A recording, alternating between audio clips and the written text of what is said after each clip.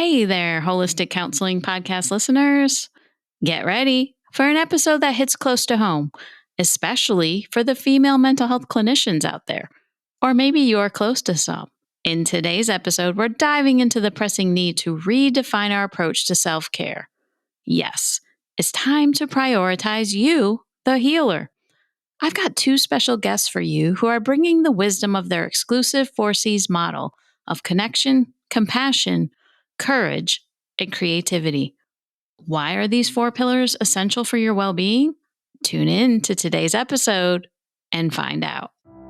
This is Holistic Counseling, the podcast for mental health therapists who want to deepen their knowledge of holistic modalities and build their practice with confidence. I'm your host, Chris McDonald, licensed therapist. I am so glad you're here for the journey.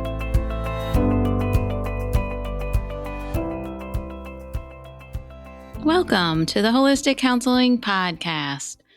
Do you find that you're always putting the needs of others before your own? Do you feel guilt when you finally do take some time for yourself? You are not alone. This is very common in our field, especially for female mental health clinicians. In this field, you give so much of yourself. The demands of our profession can sometimes overshadow our own needs. It's time to reclaim the narrative around self-care and recognize its profound impact on our ability to support others effectively. Our guest today will shed light on why redefining our approach to self-care is not just a luxury, but a necessity. I'm joined today with Dr. Karen Dyck and Dr. Melissa Tiessen. Their mission is to help female mental health clinicians move from simply surviving to thriving in both their work and personal roles, and to put more of themselves into their schedules. Their hope is that through intentional therapists, they can normalize self-care in all its forms, foster a dialogue about its foundational importance, and create a thriving community of female mental health clinicians. Today, they'll guide us through a transformative model designed specifically for you. The 4Cs model, connection, compassion, courage, and creativity, offers a holistic framework to nurture and sustain our well-being.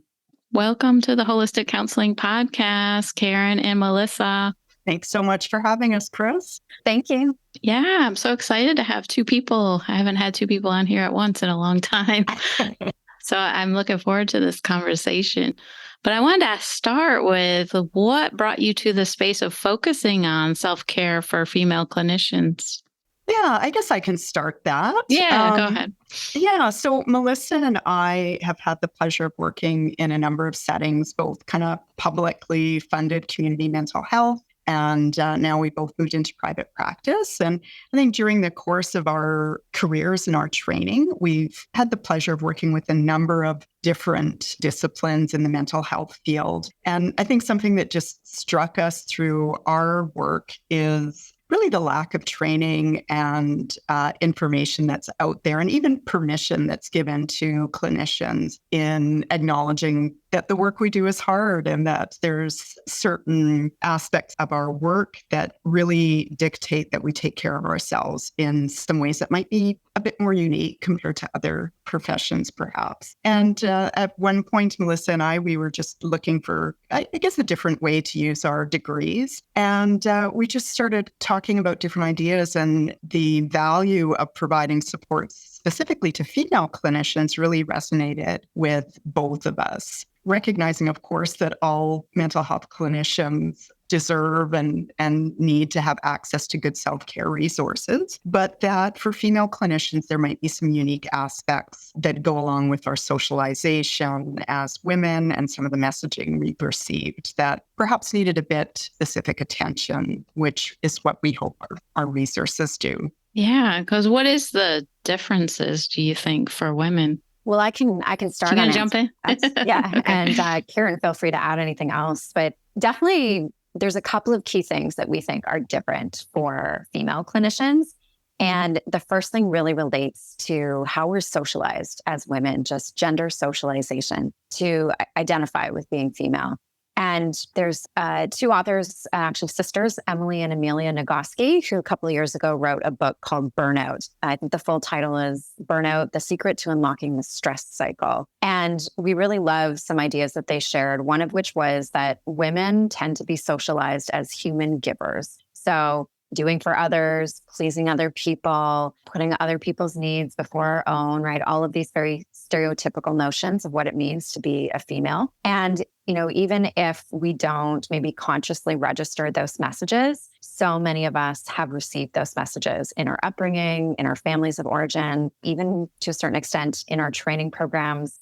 And these things are really going to have a huge influence on the permission that Karen mentioned earlier, the permission that we're going to even be willing to give ourselves, as well as the permission that we're going to be willing to give our colleagues to truly attend to what is actually going to make a meaningful difference in how we're taking care of ourselves in this work. And especially because being a mental health clinician means the definition of our work is caring for others, right? And so when we pair the definition of our work with how women are socialized, we say it's sort of like this double whammy. And so, right, it's no wonder that women often struggle, and mental health clinicians in general, but we found women in particular really, really can struggle with putting themselves first, with giving themselves permission to make time for themselves, with giving themselves permission to say no to a client's request and to take vacation time, all of these kinds of things, to charge appropriate fees, et cetera, et cetera, et cetera. And one of the things that we're really trying to emphasize is that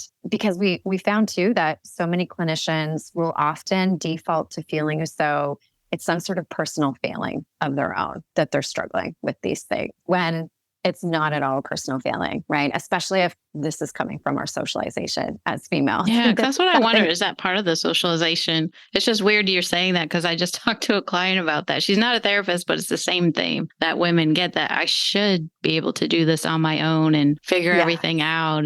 But then on the side of that too, with guilt, well, if I reach out for help, because to me, that's a coping skill and self-care skill to reach out for help. So having difficulty reaching out for help because you feel guilty, like I should be able to handle it all, right? Yeah. And I think what happens, sadly, and what has happened is we have clinicians kind of suffering in silence. We don't even want to bring up these topics.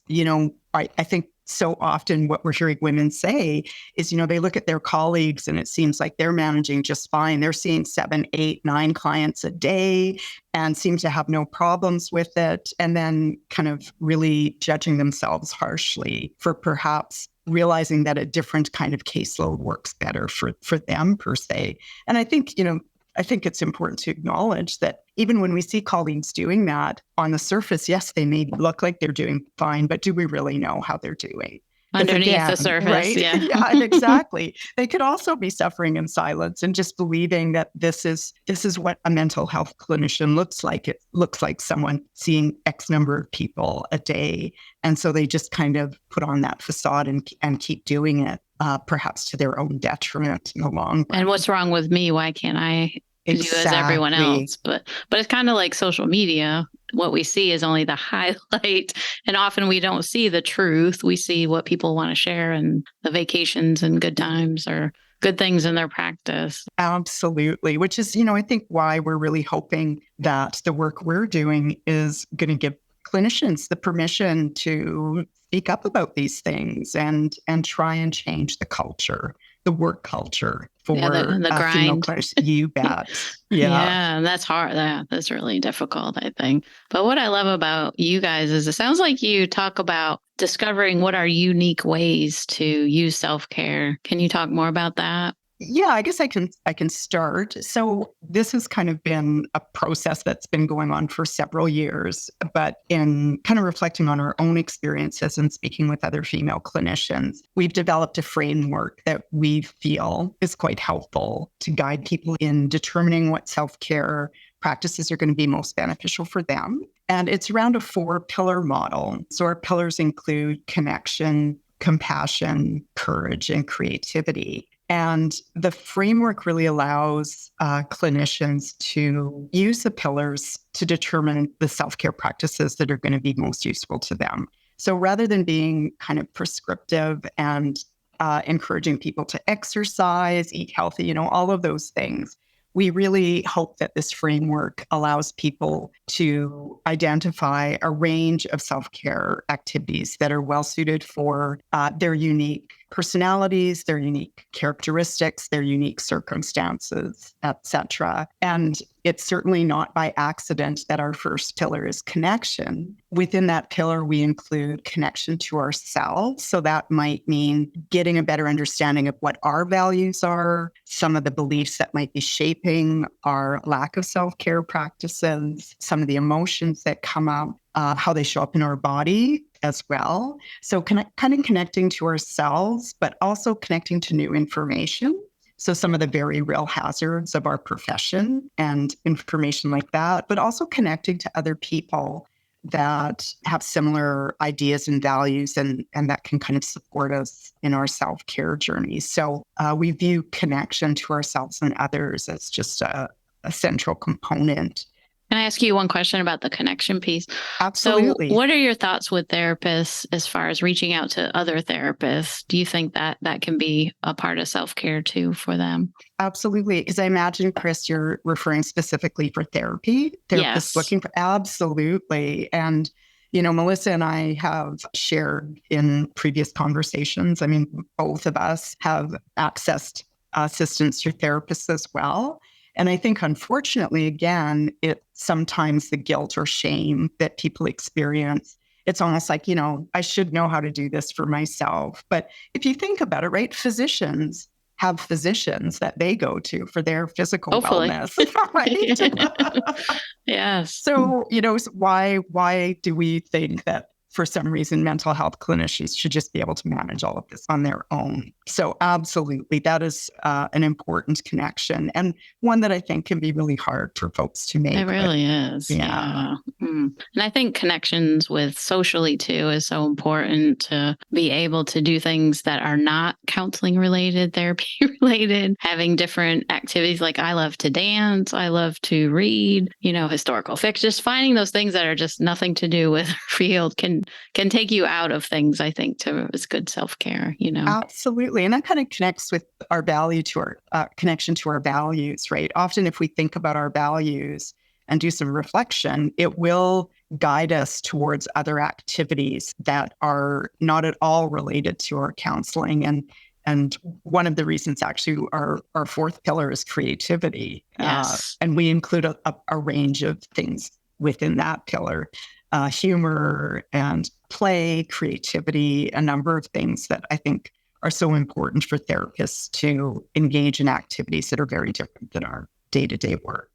Yeah. So tell us about compassion. What does that mean for your model? Yeah. So compassion, of course, is referring to both compassion for others. And I think as therapists, we're pretty well versed in extending compassion towards others. But of course, it's also about self-compassion, and in a lot of ways, even more so about self-compassion. And unfortunately, I think sometimes as therapists, we're not always so great at the self-compassion piece. I think sometimes we are, but if we're really honest with ourselves, I think there's a lot of times where that is a real struggle because of, again, the gender socialization, the guilt, the shoulds, training programs, right? Striving for achievement and excellence. And, there's one or two perfectionists in our midst. And so it's really, really normal, I think, for us to be hardworking, to be trying so hard to provide good services for our clients. And so as a result, it can also be really easy to be perhaps sometimes overly critical with ourselves when we feel like maybe things aren't going as well as we would like them to with a given client,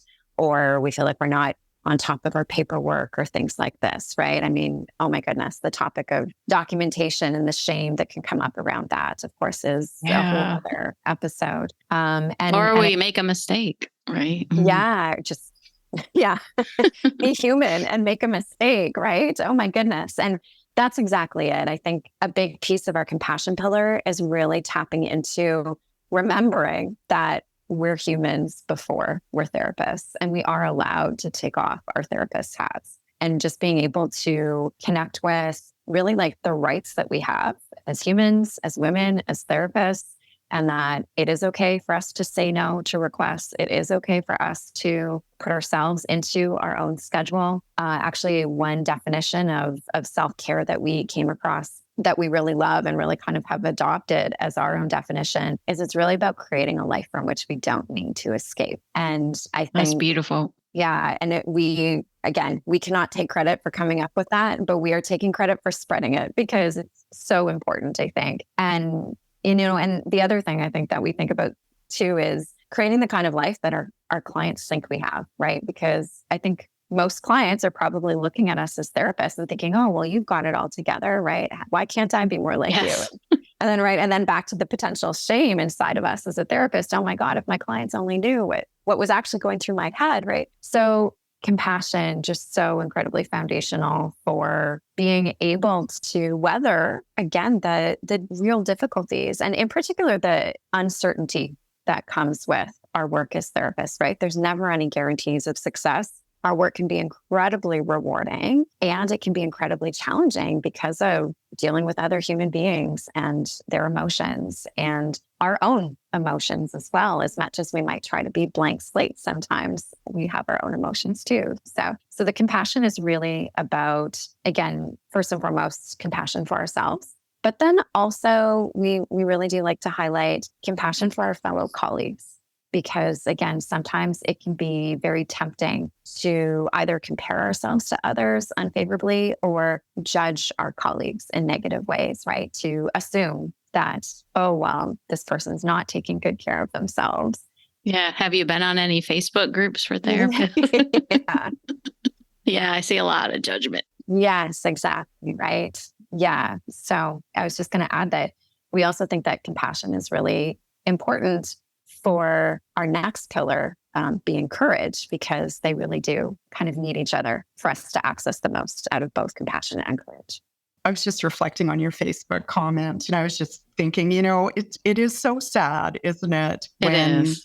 When we come across that. And as Melissa said, I think that's one of the reasons we really encourage people to think about how we perceive our colleague and to not make judgments about how they are or aren't taking care of themselves, and recognizing that it's such an individual process that we need to just remind ourselves of that. And the other thing we think about compassion is when we're able to be more compassionate with ourselves, with our colleagues, it can also open up a bigger window for gratitude. Because if we're in a state where we're very judgmental, critical of ourselves, of others, it doesn't leave much space in our day to notice the things that are going on in our lives that we really are grateful for. And so we hope that by incorporating more compassion into our days, that also makes some room for gratitude for some of the things that we really are grateful for.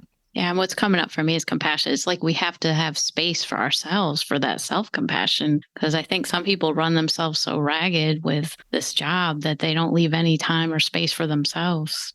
Absolutely. And often I think, again, right, if we're not connected to ourselves, we may not even notice that until we're getting too far away from self-care, and we really start having some very significant impacts, and burnout becomes more of a reality. So kind of going back to the connection again, trying to be aware of ourselves, our bodies, know what our signs are when we need to do something different.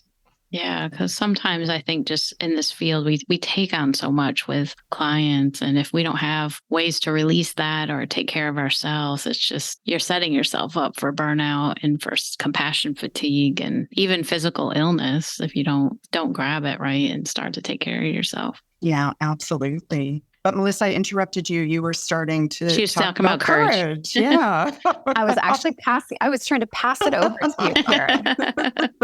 Well, I'm happy to take on the courage pillar. It is actually one of our favorites because, certainly when people think of taking care of themselves, the word courage probably doesn't come to mind for most people. And yet, again, because of some of the things we've been talking about already, we really believe that leaning into self-care requires leaning into discomfort, because it will involve us doing things that our gender socialization, maybe even our training has kind of suggested are things we like a good mental health clinician wouldn't do, perhaps, right? Such as a client calls, they want an appointment, you look at your schedule. Yeah, you've got a couple of white spaces there, and making the decision about whether or not to offer that, right? Depending on the severity of the client's situation, making that decision to protect some white space in our schedules can be really uncomfortable for clinicians. And really uncomfortable for women when we're socialized to really keep giving and think about other people's needs first. So, setting boundaries, making space in our schedules for ourselves, for a lot of reasons, is going to just naturally create discomfort. And so trying to be aware of why we're experiencing that discomfort, we hope, is going to help people give themselves permission to lean into that discomfort and not to assume that discomfort means we're doing something wrong per se. Yeah, that makes a lot of sense. And I'm glad you said the discomfort, because I think with self-care, most people don't talk about that there are parts that are uncomfortable. And I just had this intuition, actually it was yesterday. So I'm a clinical supervisor and I just finished some supervision. I was like, I can't take any more people. But again, I had somebody reach out and I was like, oh, but I really love supervision. I don't got room in my calendar. So it was just like this voice in my head, like, okay, you got to get used to saying no. Absolutely. And it's, I think your point about also that it can be really hard to say no to things we really love. Yes. Too. And you're passionate about it. And, absolutely. And yet, really, I think we need to get better at saying no, give ourselves permission to take a moment to think about things before providing an answer. Because I think that's the other thing that can cause us a lot of problems, right? I know it has for me in my past. And also partly just because I'm interested in lots of different things, I get enthusiastic about things. And I think that can lead us down a road of burnout as well. I think I always say it's like a window that sometimes our window gets open, right? When we let people in, when we shouldn't, with a boundary and say, oh, I can fit one more client. Oh, I can fit one more supervisee. Let me see, how can I rearrange my schedule like Tetris? Absolutely. There's always room. And then then I've done this before where I'm like, why did I do that? Yes. And then we keep the pattern going though, right? I mean, I know that's happened to me. Same thing. So I think so many of us can relate to that. Yeah, no, for sure. So it is that courage to face discomfort, but isn't it too, as far as our emotions, to face our uncomfortable emotions too and not avoid, just like we tell our clients, right? To be able to face our fears. I also wanted to add, I think it's courage as well, not only to say no, but then maybe to go back after we have said yes and realize we shouldn't have said yes to something. Backtrack. To go back and say, you know what, I was rethinking this and I really appreciate the request or offer or whatever, but I need to say no now, right? And to know again that we have permission to do that. That just because we said yes at one point or said no at one point, we can change our answer. But that is so uncomfortable. Yes. Absolutely. And so it's tolerating the discomfort. I mean, really that's what courage is, of course, right? The other piece though, that I think kind of relates to compassion too, but also really relates to our definition of putting more of yourself into your schedule, is the courage as well to just like claim who you are, right? To whether it's claim expertise in a certain area or claim a certain therapy style or just claim passions outside of work, right? To feel willing to do that regardless of what other people might think of us, right? But again, that's connections as well. Exactly. Own it. Mic drop. Like just that's me. That's what it's going to be. Yep. I said mic drop. And really, again, there's going to probably be some discomfort that's going to come along with that. But knowing that we are going to be so much better off, and that as a result, the people we work with are going to be so much better off as well. That reminds me of the authenticity, right? That can be so important, especially on this podcast, because a lot of clinicians who listen really love holistic things, but many, I call it coming out of the holistic closet, are afraid to integrate these or to get training and to expand their horizons. But once you own that, it is a freedom too for yourself. Absolutely. So the next one was creativity.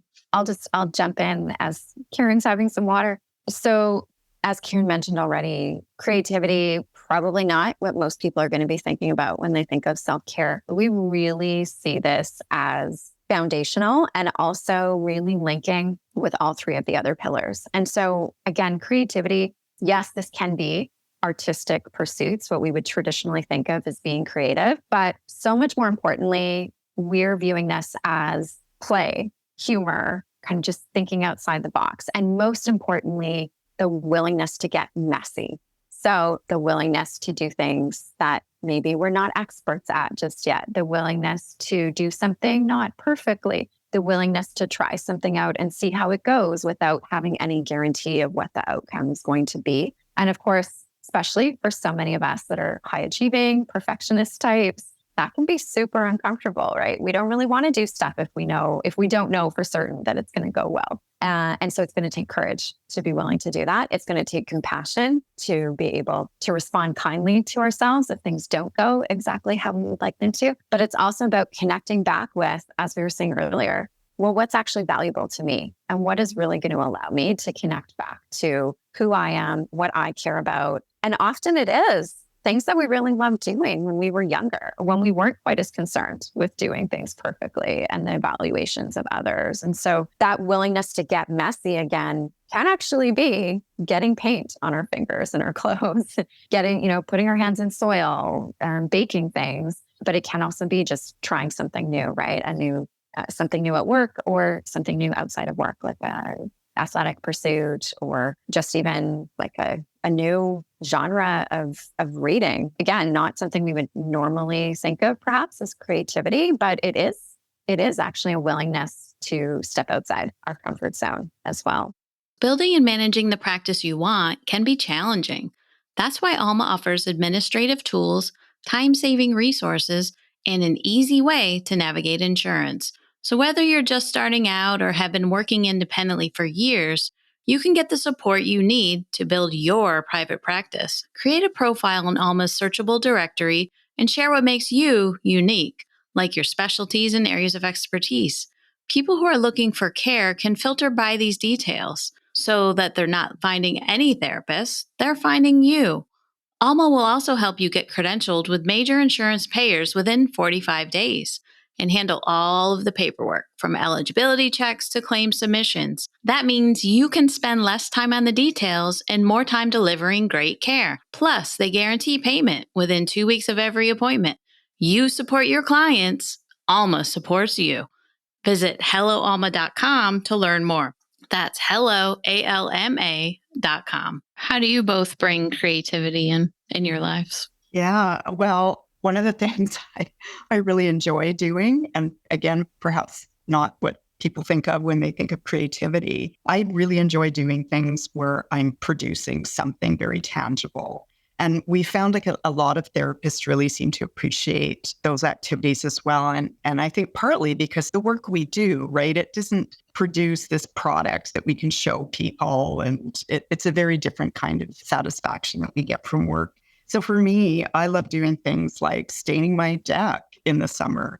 It combines me being outside in nature and being at peace with that, but also a very tangible way of seeing the efforts of my hard work. Trying new recipes. I love cooking. I love doing gardening. I've taken carving classes. So a lot of... That sounds fun. It really is. And I love doing all of those things. It's interesting how much joy it brings me. And it reminds me, again, how you can bring mindfulness into these activities. Because when I'm involved in those activities, I am in the present moment. I am immersed in what I'm doing. Everything else fades. And it's valuable for so many reasons. Love that. What about you, Melissa? Yeah, like Karen, I also maybe I don't hate cooking, but I especially love baking, I should say. So baking is definitely something that feels like a very creative pursuit for me. Also like doing that with my son. And then just honestly allowing myself kind of partly through my son, because he's still relatively little, to do a lot of creative, more traditional creative things. Like we often do drawing videos together. I recently bought a little fashion designer. That looks fun. Of Dollarama. Yeah. This is exactly the kind of thing that I would have been so excited about when I was 7 years old. So I honestly saw it the other day and I thought, I'm just going to buy this for myself. And in fact, it's here by my desk because it's the perfect example of something that I could just spend 2-3 minutes like between clients doing, just sort of doodling, right? And again, kind of like Karen said, that opportunity to be practicing mindfulness, to just be present with the sensations, with the colors, with the markers, and just doing something that's very different than my usual work routine is. So I have a number of little, and as I know Karen does as well, little kind of playful doodads and things around my desk that are really there to be these visual reminders of connecting with that basically like younger side of myself that is just bursting to engage in creative pursuits. But, the person who spent many years at university has said, you're not allowed to be That's here. right. Yeah. So it's making that intention, isn't it, to be more playful. And I'm in another yoga training. I'm a registered yoga teacher, but I just love yoga so much. So I'm in another training. And one of the things we've learned is how to bring more playfulness with movement. And I had a yoga class this past weekend and I did some belly dance move. It's called a figure eight where you move your hips. But I'm telling you, people loved it. They just felt like it's the unexpected too, isn't it? That kind of gives us a little, ooh, that was really fun. Absolutely. I love that, Chris. Oh my gosh. I used to belly dance many moons ago. but yeah, just that creative energy with movement too, when you can combine that, I think that is so powerful, and for clients too. Absolutely. Yeah. And I'm glad to hear that the people in the class loved that, because I think it can really be hard to let ourselves be a bit playful and silly. So nice that the other people in the yoga class were able to appreciate that. Yeah, for sure. Absolutely. So I've done a lot on self-care for clinicians as well, but I have found the number one thing that comes up is people tell me they don't have time. They don't have the energy for this. It's just not, they just don't have it.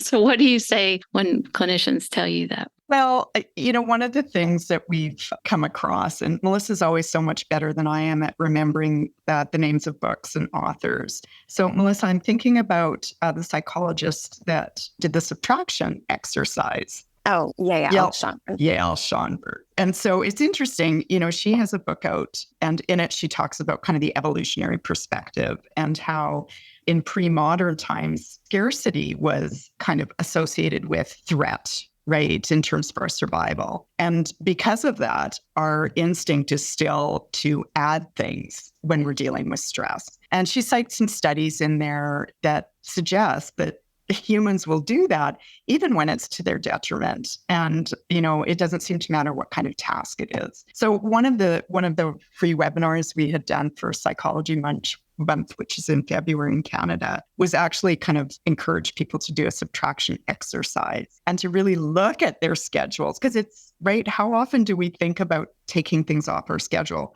I think our immediate reaction is, well, I can't take anything off my Resistance, schedule. right? Yeah. Right. And so, presenting it in a way that talks about the evolutionary perspective and helps people understand why as humans, this is a really normal tendency, and yet one that can create some challenges for us, I think can be helpful. One way of helping people look at their time a bit differently. There's also a book, Finding... Oh, see, Melissa, you're going to have to help me out again. Eve Rodsky. Eve Rodsky. Unicorn Space. Yes, the Unicorn Space. And she talks about how women have historically kind of treated our time like sand. So, kind of this endless supply, not very valuable. And we treat other people's time like diamonds and so precious. And so there's things that we do where we're more likely to jump in and offer to do things because of that mindset. And so sometimes even just taking a step back and thinking about what you do during your day, even outside of work, and how often are we willing to jump in and offer to do something because we're really not valuing our time. So, those kinds of things, and also looking at energy, what kinds of activities are energy draining versus replenishing. Because also, I think some of the things we're prone to do after a hard day's work, they make sense in the moment to sit on the couch and zone out at TV or just scroll social media, something that seems really effortless. But what does that really do for our energy? And is it really more of a drain than a replenisher? So also just looking at the different activities we're involved in and how many of them are energy draining versus energy fueling. I think there's a few ways. And Melissa, I wonder if you have anything to add. with respect to this as well. I definitely agree with everything you mentioned, Karen. And the one other thing I will add is I also think sometimes and all of us do this for sure, but we kind of trap ourselves into thinking that self-care is about something we need to be doing, right? Whether it's preparing healthy meals or exercising or getting 8 hours of sleep. And of course, those things are very important. But really what we're trying to emphasize is it's not just about the things that we do, but it's also about how we approach our days, how we approach our scheduling, how we approach our work, just how we are thinking about our approach to how we're taking care of ourselves in general. And so the good news there is that that's not about adding something else to our already overfull schedule and to-do list. It's really about, though, again, back to having the courage to maybe pause and, like Karen said, do a subtraction exercise, or the courage to pause and ask ourselves, why did I say yes to that thing that I really don't want to do, right? Or the courage to pause and tell a colleague that we're struggling with something, right? All of those things are ultimately probably going to help us to take much better care of ourselves in the long run than, getting an extra couple of hours of sleep this week. And again, sleep or another hour of Netflix. But yes, exactly, right? Right. So yeah, we'd also very much say that it's a mindset. Yeah. And one thing we really discourage is, there are some approaches where they I think often will say, well, just get up an hour earlier so that you can exercise or what have you. And, that's not something that we really encourage people to do. It is about more, as Melissa said, taking a step back, looking at the way we're organizing our day, not about right. Because in some ways I feel like if the message is you need to get up an hour earlier, in some ways it's, I'm not sure that's a helpful message. In some ways, I think it feels like the message we're sending is they're just not managing their time well enough, or this isn't important enough. If it was, they'd get up an hour earlier. And I'm not sure that's a message that we really want to give women when they're already putting so much pressure on themselves to do it all. And I think we need to take a step back from that. Oh, I agree. And I think it's so helpful to figure out what works for you and your schedule, because everybody's so different in what they can do. And some people aren't morning people, just period. It's just not going to work. Absolutely. Yeah. So important. And I think, even just recognizing neurodiversity and women who identify as being part of another marginalized population, self-care, that also creates some unique factors for women in their self-care practices. What are the benefits of integrating the 4 C's? I think from my perspective, it's a framework that if you almost think about a house and you're framing the 2x4s, you're putting all the 2x4s up. Most houses are going to be framed the same way. But when you come into the interior and you're decorating, they're going to look very different. And again, I think the 4 C's framework really allows for a very individualized approach where people can work on different pillars, although we see them as so intertwined.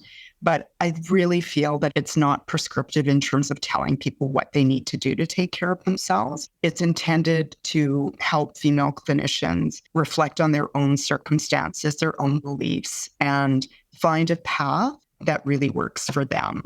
I think that makes sense. And I appreciate how it's all intertwined too, because that's more of a holistic perspective too, which is what we're all about here on the Holistic Counseling Podcast. Absolutely. Absolutely. So what's the best way for listeners to find you, to learn more about you and what you offer? So our website is intentionaltherapist.ca. And we also have a podcast, Thrival 101. You can find that on any podcast player. And I will just mention too, a couple of times a year, we also run a online course for female mental health clinicians that we now are able to offer continuing education credits for as well. So that's really exciting. Great. And I think some along the lines of some of your offerings as well, Chris. It's just so exciting to have the CE approval for it, because I think it just really further emphasizes that this stuff is part of our job. It's not separate from our jobs. We can't keep doing our jobs if we're not taking care of ourselves, because we're our best tools. That's right. Good way to end it. I love it. And all of that will be in the show notes for listeners. So take a look at that course. I think that could be so beneficial. But I want to thank you both for coming on the podcast today. Thanks so much for having us, Chris. It was a real pleasure. And listeners, thank you for tuning in to another episode. Be sure to tune in next Wednesday when another episode drops. Are you ready to take your journey as a holistic therapist to the next level? I'd like to personally invite you to be part of our growing community of like-minded individuals who share a passion for holistic therapy and the importance of investing in self-care, just like we talked about today. So come on over, join my Facebook group, the Holistic Counseling and Self-Care Group. It's a welcoming space to connect with other therapists, ask questions, share experiences, and exchange ideas. Don't miss out and go to hcpodcast.org/holistic group. That's hcpodcast.org/holistic group. And once again, this is Chris McDonald sending each one of you much light and love. Till next time, take care. Thanks for listening. The information in this podcast is for general educational purposes only, and it is given with the understanding that neither the host, the publisher, or the guests are giving legal, financial, counseling, or any other kind of professional advice. If you need a professional, please find the right one for you. The Holistic Counseling Podcast is proudly part of the Sightcraft Network.